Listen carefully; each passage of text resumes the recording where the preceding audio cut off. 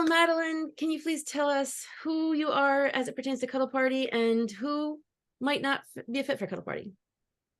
Sure. Well, hey, Larissa, it's good to be here. So I'm Madeline Guanazzo. I'm the co-founder of Cuddlist, which is a one-on-one cuddle therapy training and certification program.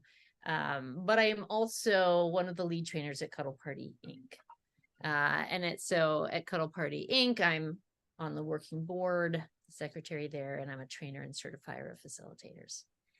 And we were having this great discussion about, this idea that, well, nothing is for everybody. And so Cuddle Party specifically as an event is not for everybody. And we're always very encouraging of people to not do things that they don't want to do. This is one of our, how we roll. And we're huge advocates of boundaries of consent. That's kind of our main focus. So this idea of who is not a good fit for Cuddle Party, or who Cuddle Party is not a good fit for. And so I'm just kind of going to go through the things that we talked about.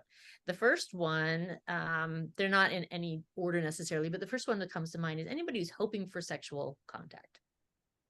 Cuddling, the way we use it is very explicitly platonic. It is not a sexual event, and it's very important to us to hold that boundary.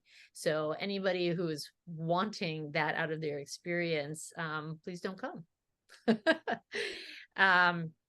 Another one is people who are resistant to personal hygiene. It's a group setting. People get close, bodies get close. We really want to make that as I was going to say, as we want to avoid unpleasantness around that. So brush your teeth, take a shower, use deodorant, those kinds of things. And we do chemical sensitivities are important to many people. So we don't want strong scents either. Another one is people who don't want to be direct, people who prefer to be indirect. Well, you've talked to me about this. This is not the guess culture. This is the ask culture. We really it's about explicit communication. So if you don't like to use your words, if you prefer to, beat around the bush or be sideways, it's not your kind of event. And it's very confronting that way. And we see value in that. Another way that it's not a good fit is if you feel entitled to being touched or to touching others, that's not going to be a good fit, because there's never any touch guaranteed at a cuddle party. That's not what you're paying for. It's not a transactional event. Cuddling happens at cuddle parties quite commonly, but it is all through a moment by moment, consent and agreement. And quite often people come to practice saying no. They come not necessarily because they want to cuddle or touch, but because they want to say no. So that's very important, that no one feels entitled to having that kind of contact. If you're a rule breaker, not a good event for you.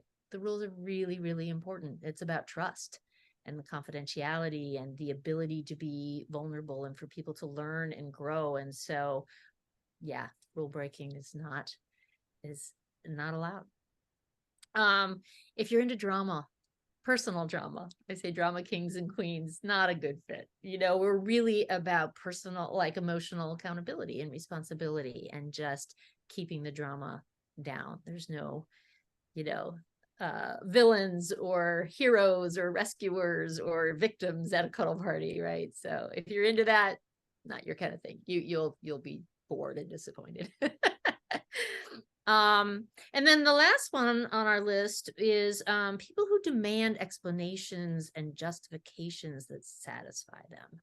It's really it's not about being in your head and understanding. It's very much of and a person's yes or a no around consent is very much of just an embodied visceral experience. And we're working hard to honor that. So it's not about, well, why won't you cuddle with me? Or why do you want that? Or why do you not? It's we try to kind of, there's no need for being in the head about it. And we can be open and we have feelings about it, and that can bring things up. But but it's important to share responsibly and to let go of that need to understand why or why not somebody does something.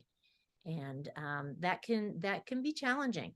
So if someone has a sense of demand around that or entitlement, then that could be a difficult experience. Is there anything you want to add to that, Larisa?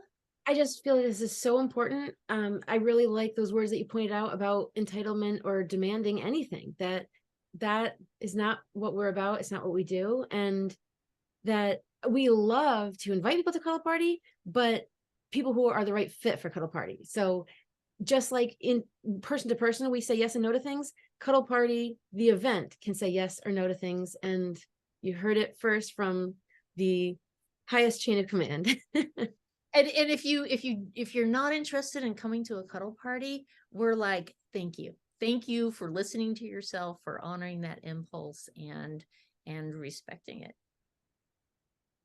Well, thank you so much for sharing your wisdom as always.